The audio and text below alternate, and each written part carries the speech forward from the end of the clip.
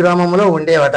అప్పుడు గ్రామ పెద్దలు ఒక గ్రామంలో ఎక్కడ బావి తవ్వినను ఉప్పు నీరు మాత్రమే పడుతున్నాయి కదా, సముద్రం కన్నా భయంకరమైనటువంటి ఉప్పు నీరు.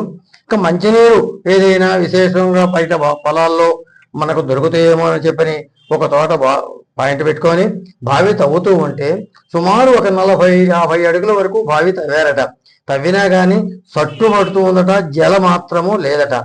ఇక విరమించుకుందాము, ఇక్కడ నీరు పడదు అని నిర్ణయించుకొని వేరే తోట ప్రయత్నిద్దాము అని చెప్పనుకొని బయటకు వద్దామని సంకల్పించుకొని ఆ వస్తూ ఆ కూలి అతను ఒక గడ్డపార నూటు ఒక నూటు వేశాడట. వేసినప్పుడు అప్పుడు ఒక భయంకరమైన శబ్దం వినిపించింది. ఆ శబ్దంతో పాటు ఆ గడ్డపార నూటు వేసినటువంటి కూలి అతను కళ్ళు పోయినాయట, కళ్ళు కనపడకుండా పోయినాయట. అప్పుడు అందరూ ఆశ్చర్యపోయినారు. ఉండబట్టే ఇక్కడ ఇంత పెద్ద శబ్దం వచ్చినది, ఇక్కడ అతని కళ్ళు పోయినాయి అని చెప్పాను, ఇక్కడ ఏదో తవ్వాలి అని చెప్పని ఆ గడ్డపార నూటేసిన దగ్గర చుట్టూరు 3 అడుగులు సొరబెట్టి నిదానంగా పట్టు మాటలో తవ్వడం ప్రారంభించారట. అలా తవ్వుతూ ఉండగా ఒక విగ్రహం అనేది ఒక ఆకారం బయటపడుతూ వచ్చిందట. ఒక 5 అడుగుల వరకు తవ్విన తర్వాత ఇక ఆకారం లేదు, ఇక ఈ విగ్రహం తీద్దాము సంకల్పించుకొని ఆ విగ్రహం పెకలించి తీసినా ఎంతసేపటికి ఆ విగ్రహం రాలేదట. అప్పుడు తలుచుకొని గట్టిగా ప్రయత్నిస్తే ఆ విగ్రహములకు మనకు అడుగును ఉంటుందండి. ప్రతిష్ఠ చేసేటప్పుడు స్వామి వారికి అడుగును మణిశిల అని చెప్పిన ఒక శిల ఉంటుందండి. యంత్రం పెడతాము, దాంట్లో నవధాన్యాలు నవరత్నాలు వేసి ప్రతిష్ఠ చేసినప్పుడు ఒక శిల, ఆ శిల దాంట్లోంచి గట్టిగా తీసేవరకు ఒక్కసారి నీటి బుగ్గ పైకి తన్నిందట. ఆ నీటి బుగ్గే స్వచ్ఛమైన మంచినీరు. అప్పుడు ఆ నీటికి ఎంత ప్రయత్నించినా కానీ ఆపుదామని ప్రయత్నిస్తే ఆగలేదట. ఆ విగ్రహం తీసుకొని బయటకు వద్దామని చెప్పిన గ్రాముడు అని చెప్పి సంకల్పించుకొని అప్పటి ఆ గ్రామ పెద్దలు విశేషముగా తీసుకొని వచ్చి ఈ ఖాళీ స్థలమైనటువంటి ఈ స్థలములో ప్రతిష్ఠింపజేశారట. ప్రతిష్ఠించి అప్పుడు చిన్న మందిరం కట్టుకొని అదే దినదిన ప్రవర్ధమానంగా గ్రామ పెద్దల సహకారంతో గుడి వస్తుంది. ఆ నీటి బుగ్గ వచ్చేటప్పుడు ఆ నీటి బుగ్గ ఏమిటంటే రాంబుగ్గ బావి, రాముల వారు దొరికాడు కాబట్టి ఆ రాము వచ్చిన బుగ్గని నీటి బుగ్గని రాంబుగ్గ బావిని ఇప్పటికీ పిలుస్తానండి. గత 40-50 సంవత్సరాల క్రితం దాకా మీ ఊరి గ్రామస్తులందరూ కావిళ్లతో ఆ నీళ్ళే తీసుకొచ్చి ఈ గ్రామానికి ఆ నీరే మంచి నీరు. గ్రామం నుంచి కావిళ్లతో మగవాళ్ళందరూ కావిళ్లతో తీసుకొచ్చేవాళ్ళు, ఆడవాళ్ళు గుంపులుగా వెళ్ళి బిందులతో తీసుకొని వచ్చి ఆ నీటినే ఉపయోగించుకుంటున్నారు. కానీ కాలక్రమేణా సాగర కాలం వచ్చింది, పంటలు పైర్లు వేయటం వల్ల ఆ దారి పైర్లు నష్టపడుతున్న దారి అన్యాక్రాంతం చేసే దారి ఇప్పుడు ప్రస్తుతానికి ఉంది. ఆ బావి నీటినే మినరల్ వాటర్గా 2-3 ప్లాంట్లు మంచినీరు కూడా వాడుతూ ఉన్నారు అని ఒక పేరు. ఇప్పుడు మంచినీరు మినరల్ వాటర్ వాడుతూ ఉన్నారు. అదే విధముగా రాముల వారు ప్రతిష్ఠించారు. దీనికి శ్రీకృష్ణదేవరాయలు అంటే తెనాలి రామలింగ కవి ఈ గ్రామంలో పుట్టాడు పెరిగాడు అని ఒక ప్రతీతి అండి. ఎందుకంటే ఇది బ్రాహ్మణ అగ్రహారం కాబట్టి. అదే పక్కన ఇల్లు ఉంది, ఒకప్పుడు బ్రాహ్మణ అగ్రహారం, ఇప్పుడు అన్యాక్రాంతం అయిపోయింది. ఆ బ్రాహ్మణులు ఎవరు లేరండి, ఒక పూజారి వాళ్ళ కుటుంబం మాత్రమే ఉన్నది. మిగతా అంతా సోదరులు వాళ్ళు ఇతరులతో అంతా ఆక్రమించుకోవడం.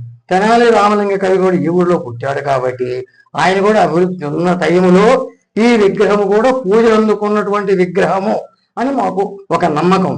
ఎలాగంటే కృష్ణదేవరాయల టైంలో అష్టదిగ్గజంలో ఒక కవి కాబట్టి శ్రీ రమణారామ అప్పుడు కూడా ఇక్కడ ఉన్నాడు అదే. ఆ విగ్రహం అక్కడ ఎందుకు ఉన్నది అని అంటే కొంతకాలము తర్వాత నవాబులు పరిపాలించేవారు మన అప్పుడు నవాబులు ఈ విగ్రహాలను భిన్నం చేస్తూ పగల కొట్టేవాళ్ళట.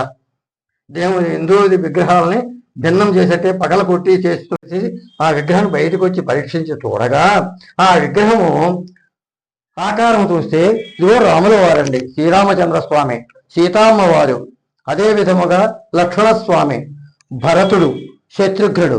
ఇక్కడ ఆంజనేయ స్వామి ఉన్నాడండి. ఈ పాదముల దగ్గర ఆంజనేయ స్వామి ఉన్నాడు. అంటే ఇప్పుడు ఆంజనేయ స్వామి ఉన్నాడు స్వామివారి గుడి పక్కన. అదే భరతుడు యొక్క పాదం దగ్గర ఇక్కడ గరుడాల వారు గరుత్మంతుడు ఉన్నాడు, ఏకశిలా విగ్రహం. అప్పుడు రాముల వారి తొడ మీద అమ్మవారు తొడ మీద కూర్చొని ఉన్నదట. అప్పుడు అనుకున్నట్టు ఇది పట్టాభిరాముడు, ఇది పట్టాభిషేకమైనటువంటి పట్టాభిరాముడు. అంటే లక్ష్మణ స్వామి వారికి కోదండం ఉన్నది, శత్రుఘ్నుడి చేతిలో కోదండం ఉన్నది, భరతుడి చేతిలో ఛత్రం అంటే గొడుగు పట్టుకొని ఉన్నాడు కాబట్టి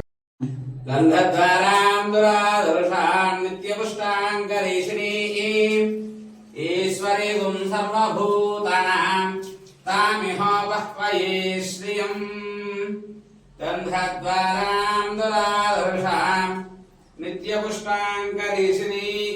నమ్మకమైన ఈ విగ్రహం కూడా అప్పుడు పూజలు అందుకున్నటువంటి దేవుడయ్యి ఈ భగవంతుడి పగల కొడితే ఎక్కడ ముక్క పగల చేస్తారు అని భయం చొప్పున ఒక బావిలో ఊరి అప్పుడు నీటి కుంటలు ఉండేవండి. అందరు రైతులకు నీటి కుంటలు ఉండేవి, చెరువు నీళ్లు వర్షానికి నీళ్లు. ఆ నీటి కుంట ఒక బావిలో పరిచినారని అది క్రమేణా పూడిపోయి అది సజమైతే ఈ ఈ అప్పుడు గ్రామస్తులు అదే పాయింట్ లో అడుగడుగు నిక్షేపం అన్నట్టుగా అక్కడే బావి తవ్వడం ప్రారంభించారు. అక్కడే స్వామివారు దొరికాడు కాబట్టి అక్కడ అది తెనాలి రామలింగని కవిలో కూడా ఆ సంవత్సరం అప్పుడు కూడా ఈ స్వామి పూజలు అందుకున్న స్వామి అని ఒక నమ్మకము. నవాబుల టైంలో కొంతకాలం అజ్ఞాతవాసంగా అక్కడ దాచారని. అదే విధంగా వాసుడి వెంకటాద్రినాయుడు గారిని కొన్ని దేవాలయాలకి దేవుల మాన్యాలు, భూములు, గుళ్ళు కట్టించారు. ఆ టైంలోనే ఇది దశావతారములు కూడా ఉన్నాయి అని చెప్పని నేను ఒక ప్రతీది అనిపించింది. మేము ఇది చెక్కినది కాదు, ప్రతిష్ఠించి చెక్కబడి చేసిన విగ్రహం స్వయం పోయినటువంటి ఇదిగో మత్స్యావతారము కనపడుతుందండి.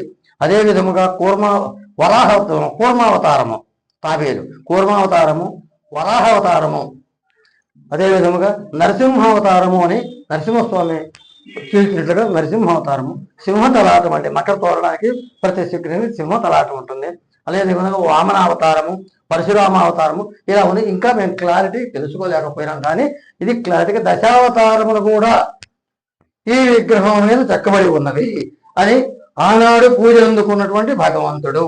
కానీ ఇది స్వయంభూ అంటే బావిలో దొరికిన విగ్రహము. అంతేకాని ఈ విగ్రహం సొంతగా ప్రతిష్ఠించి చెక్కించి ఈనాడు కొంతమంది విగ్రహాలు చెక్కించి చేసిన విగ్రహం కాదు. పురాతనమైనటువంటి శ్రీరామచంద్రుని యొక్క ఏకశిలా విగ్రహము. సీత, లక్ష్మణ, భరత, శత్రుఘ్న, హనుమత్, గరుడ సమేత శ్రీ రామచంద్ర స్వామి పట్టాభిషేకము, పట్టాభిరామస్వామి.